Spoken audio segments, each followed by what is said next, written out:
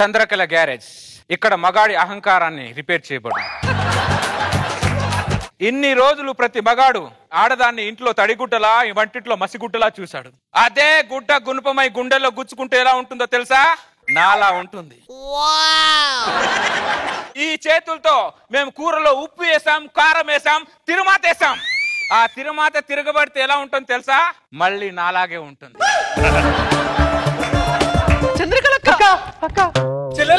ఏమైందే? ఏమైందని అడుగుతావేంటక్క? నేను టీవీ చూస్తే కరెంట్ బిల్ ఎక్కువ వస్తుందని చెప్పి కేబుల్ కట్ చేయించాడక్క నా మొగుడు. అక్క రోజు మా ఆయన నిద్రపోతుంటే ఏదేదో మాట్లాడుతున్నాడు అక్క.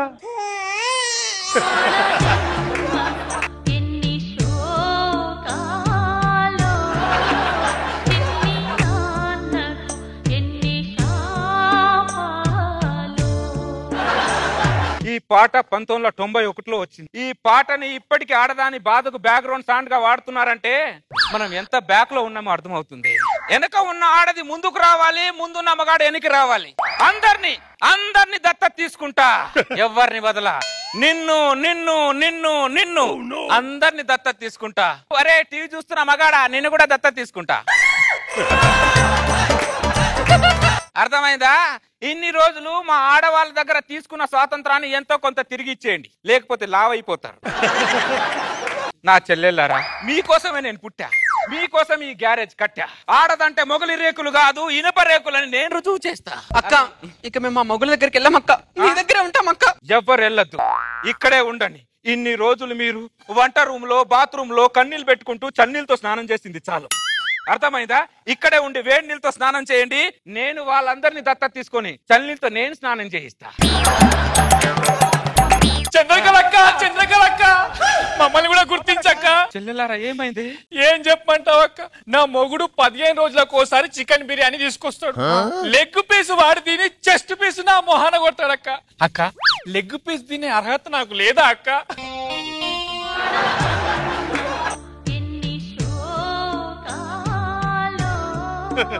అసలు మొగాళ్ళని వదిలేసి వచ్చిన తర్వాత మన బతుకులు ఎంత సంతోషం ఉంటుందక్క. చాలా సంతోషం ఉంటది. వాళ్ళు మగాళ్ళు కాదే, నీళ్ళలో మొసళ్ళు వాళ్ళు. ఆడదంటే పిల్లలుగానే యంత్రం లానే చూస్తున్నారు వాళ్ళు. వాళ్ళ జీవితానికి ఓ మంత్రం అని ఏ మగాడు గుర్తించట్లా. చెప్తా, అందరినీ దత్తత తీసుకుంటా, ఎవరిని వదలా. ఆ సంతోషం మీద మనం ఇక్కడ సెలబ్రేట్ చేసుకోలేమక్క. మొగుడిని వదిలేసి ఎంత సంతోషంగా ఉంటది తెలుసా? ఇక్కడే ఇంకా సంతోషాన్ని పంచుతా నేను. అర్థమైందా? ఈ గ్యారేజ్ స్పెషాలిటీ ఇది. లోపలికి వెళ్ళిపోండి, హ్యాపీగా ఉండండి, గ్యారేజ్ హ్యాపీగా ఉండండి. వెళ్ళండి. ఎవరా ఇక్కడ చంద్రకళ? నువ్వేనా చంద్రకళ?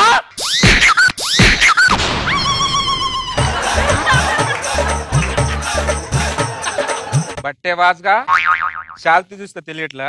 మా భార్యలందరూ నీ దగ్గర ఎందుకు తెచ్చి పెట్టుకున్నావు? గాయపడిన పావురాలని ఈ గూటికే వస్తాయి. ఆ గాయపడిన పావురాలకి నువ్వేమైనా కట్లు కడుతున్నావా? బయటికి రావే. అది రాదు.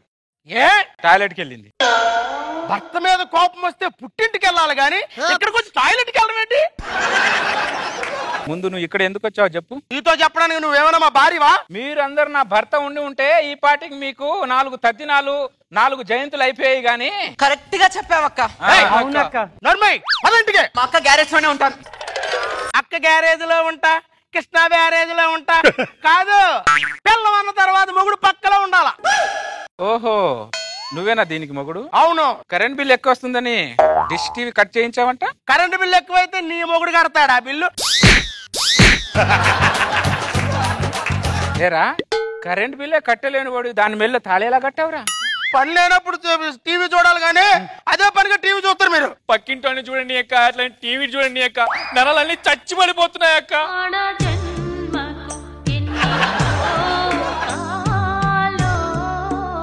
ఆ బ్యాక్గ్రౌండ్ పాటకి మీ బాధకి ఏమైనా అసలు సంబంధం ఉందా? సంబంధం లేని వారితో సంబంధం పెట్టుకుంటే పాటలు కూడా సంబంధం లేకుండానే వస్తాయిరా. అయినా నీతో నాకు సంబంధం లేదు కానీ రావే ఇంటికి. మేము కూడా మిమ్మల్ని ఏరా ఎదవా డాష్ డాష్ గా అని పిలిస్తే ఊరుకుంటారా? మాకు మండుద్ది. మాకు మండుద్ది. ఎవరిరా ఇది? ఆల్ఖైదాకి అమ్మగుళ్ళ ఉంది.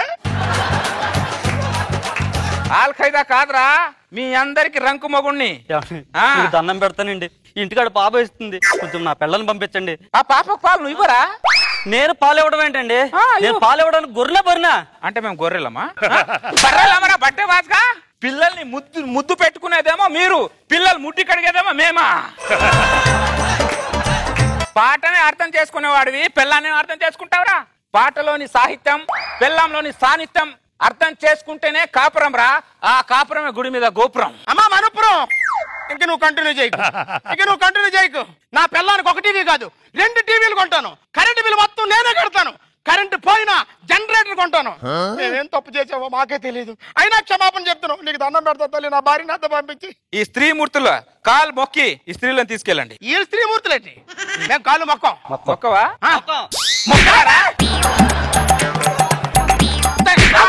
నువ్వు తన్నా మేము కాళ్ళు మొక్కవా? అరే ఒకసారి పాట అయ్యరా.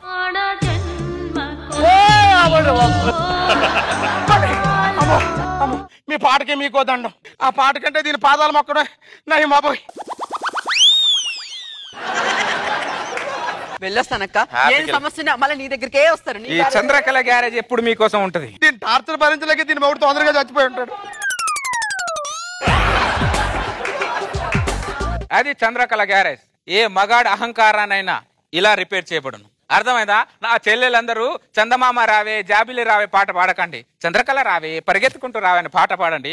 మీ ఇంటికి నేను పరిగెత్తుకుంటూ వస్తాను. భర్త భార్యను కొట్టడం ఆనవాయితీ, బట్ జస్ట్ చేంజ్. ఆ భార్య పక్కనే ఒక బలం ఉంది, అదే ఈ చంద్రకళ. చంద్రకళ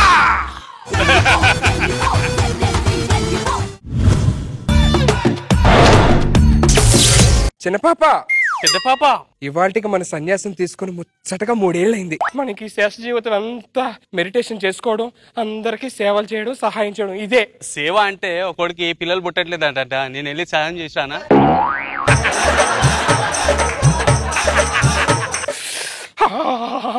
చిన్నపాప ఏం మాట్లాడుతావు చిన్నపాప? అసలు మన జీవితంలో ఎలా కారణం అవడానికి మగవాళ్ళు కారణం. అలాంటి మగజాతికి మనం దూరంగా ఉండాలి. అసలు మగజాతి అంతరించిపోవాలి. వాళ్ళు అంతరించిపోతే మనకు పిల్లలు ఎట్లా పుడతారు? ఇప్పుడే మగజాతి అంతరించిపోవాలంటే మళ్ళీ పిల్లలకి వెళ్ళాలంటావు. నేను సన్యాసం తీసుకున్నానే, నా నోట్లో బూతులు రానవద్దు. సరే పద, టైం అయింది. ఎక్కడికి? ఆకులు అలమలు తినడానికి.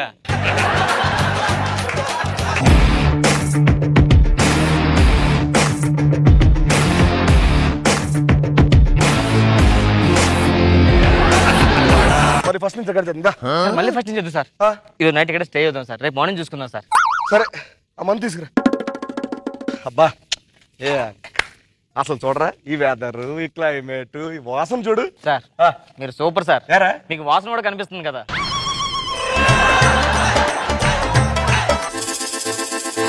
మందు ఉంది, స్టఫ్ ఉంది, ఒక్కటి మిస్ అయిపోయిందిరా. చూడా సార్,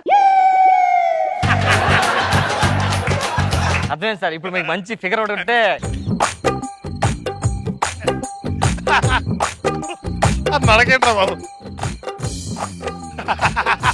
ఒకసారి మీతో మాడచ్చా? మేము మగవాళ్ళతో మాట్లాడు. అటెలు సార్ సార్ సార్ చిన్న ప్రాబ్లం వచ్చింది సార్. ఏంట్రా? వాళ్ళ మగవాళ్ళతో మాట్లాడరా, వెళ్ళి మాట్లాడండి. అంటే నేను చెక్కనా? నేను చక్కగా అలా సరే సార్, మీరైతే టాలెంట్ చూపిస్తారు కదా సార్, ప్లీజ్ ఒకసారి. అలా చెప్పు, ఒప్పుకుంటా. Excuse me.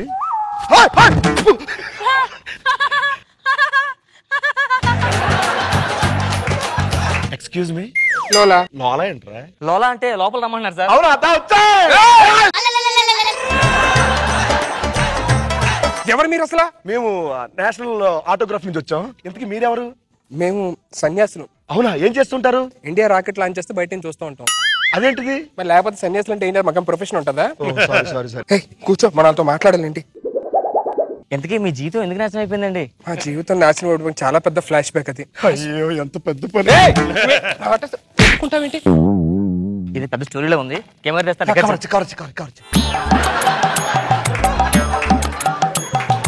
ఇప్పుడు చెప్పండి, మీ జీవ చరిత్ర అంటే అసలు మీరు సన్యాసం ఎందుకు తీసుకున్నారు? 1000 రూపీస్. 1000 చాలా చీప్ రా. రెండు నేను చేస్తా. 1000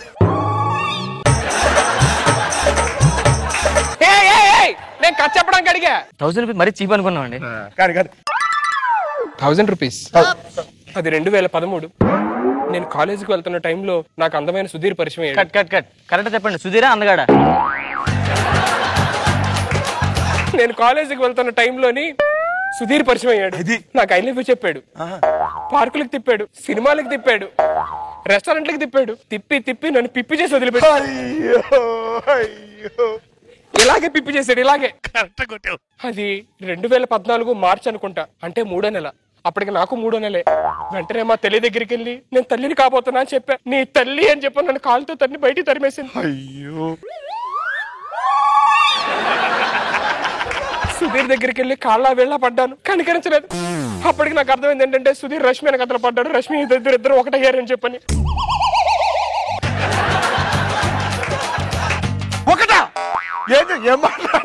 ఒకటయ్యారు అని చెప్పనంటే ఒకే ప్రోగ్రాం చేస్తున్నారు అని.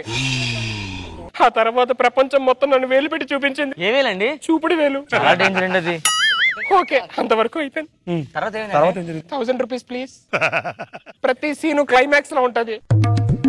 ఆ తర్వాత ఆటో రాంప్రసాద్ పరిచయం అయ్యాడు. అతను నన్ను కంటికి రెప్పలా చూసుకుంటా అని చెప్పని అన్నాడు. నా కంట్లో నలుసు పడితే తట్టుకున్నాడు కాదు. అలాంటిది ఒకసారి నా కడుపులో నలుసు పడింది అని చెప్పా, అంతే. ఆ తర్వాత కనుమరుగైపోయాడు. ఆ తర్వాత తెలిసింది అతను పెద్ద మిషనిస్ట్ అని.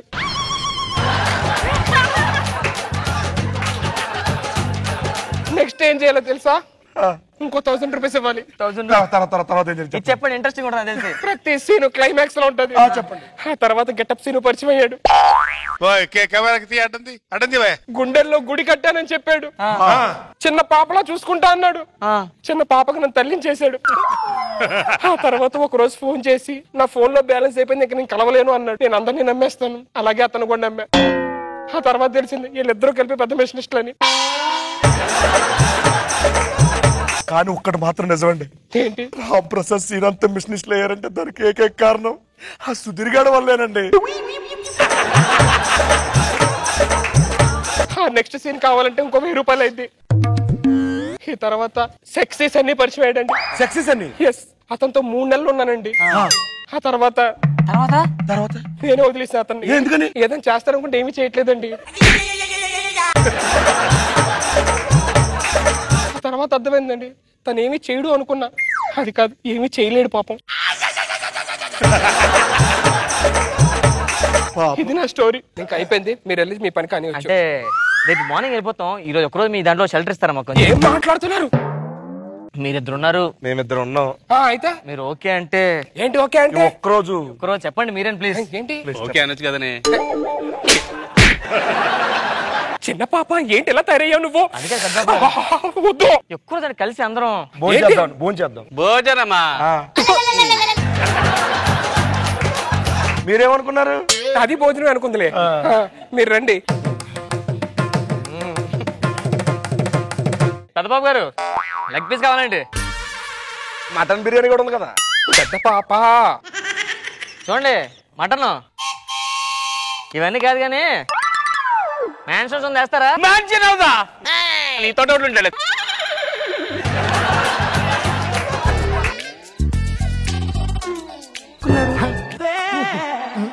నీళ్ళు కూడా తాగండి మధ్య మధ్యలో.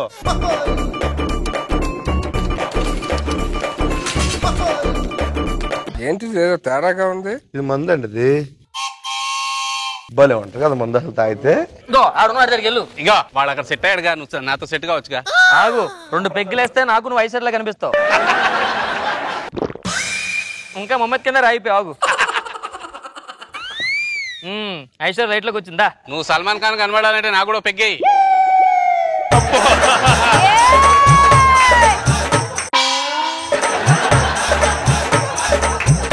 ప్రసాద్, మన సిటీ ఎలాగైనా సుధీర్ గారు పబ్బ తీసుకెళ్తాడు కదా మనకి.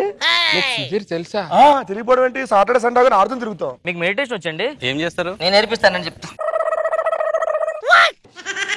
సుధీర్కి ఫోన్ చేయండి. సుధీర్కా?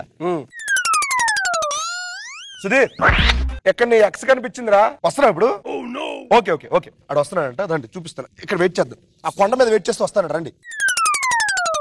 నువ్వు నన్ను ప్రేమిస్తున్నావా నా దేహాన్ని ప్రేమిస్తున్నావా? అబ్వియస్లీ మీ మనసునే ప్రేమిస్తాం. నా దేహాన్ని ప్రేమించేటే ఇదంతా మట్టే. పుట్టేటప్పుడు మట్టిలో పుట్టాం, పోయేటప్పుడు మట్టిలోనే కలిసిపోతాం. ఒకసారి వెనక్కి వస్తారా? దేనికి? మట్టి పిసుకుందాం.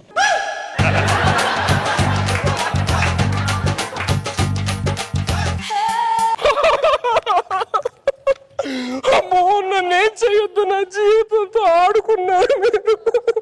ఏమైందండి? నన్ను ఏం చేయొద్దండి. ఏమైందిరా? ఏం చేశారా? అదెందుకు ఏడుస్తుందిరా? ఏ నన్ను చేయాల్సిన చేసి అది ఏడుతుందంటే చేయాల్సినంత మీరు చేసి మా ఏడుతారండి మీరు. మీరు కూడా నన్ను ఏం చేయొద్దు.